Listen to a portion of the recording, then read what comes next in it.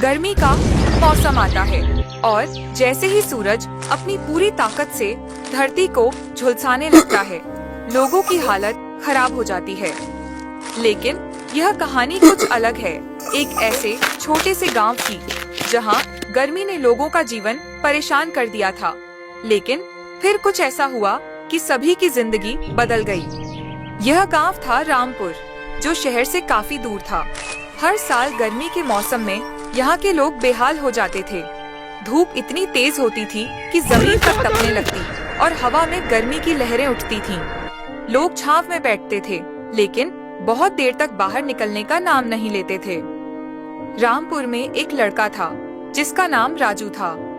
वह गांव का सबसे होशियार लड़का था और सभी उसे बहुत पसंद करते थे। एक दिन वह अपने दादा दादी के पास बैठा था और गर्मी के बारे में बात कर रहा था।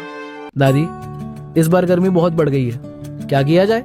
दादी हंसी और बोली, राजू, तू सोच रहा है कि गर्मी सिर्फ हमें ही सताती है, पर सच्चाई तो यह है कि गर्मी का भी एक तरीका है जिसे समझकर हम उसे मात दे सकते हैं। राजू हैरान होकर बोला, दादी, आप कैसे कह सकती हैं कि गर्मी का कुछ फायदा भी हो सकता है? दादी मुस्कुराते हुए बोली, बिल्कुल, देख, गर्मी का असर केवल बाहर ही नहीं बल्कि हमारे अंदर भी होता है। जब सूरज की तपिश बढ़ती है तो हम अपने अंदर की ताकत को महसूस कर सकते हैं।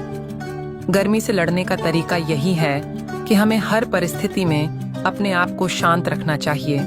राजू कुछ देर सोचने के बाद बाहर गया और उसने देखा कि सभी लोग आम के पेड़ के नीचे छांव में बैठे थे।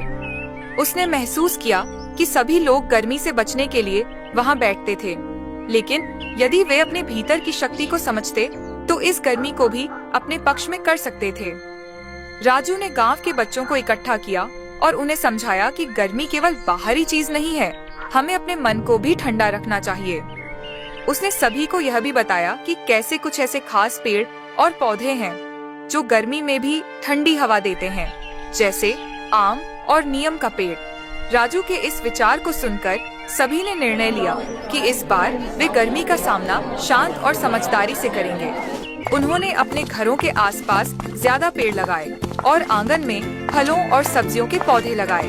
गर्मी ने अपने कहर दिखाया, लेकिन गांव वालों ने अपनी समझदारी से उसका सामना किया। अब गर्मी के मौसम में जब सूरज का असर सबसे ज्यादा होता था तो लोग छांव में आराम करने के बजाय उन पेड़ों के नीचे बैठकर बातें करने लगे, हंसी मजाक करने लगे।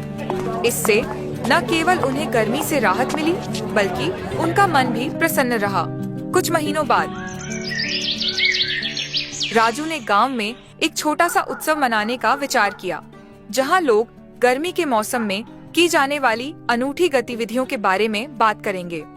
उस उत्सव में गांव के सभी लोग आए और सबने यह महसूस किया कि गर्मी को हराने का सबसे अच्छा तरीका है उसे समझना और उससे दोस्ती करना। गांव का मौसम बदल चुका था।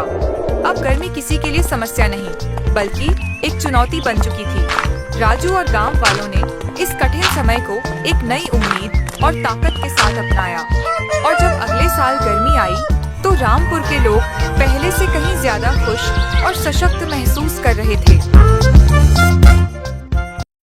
आओ हम सब मिलकर पेड़ लगाएं, सूनी धरती को फिर हरा बनाएं।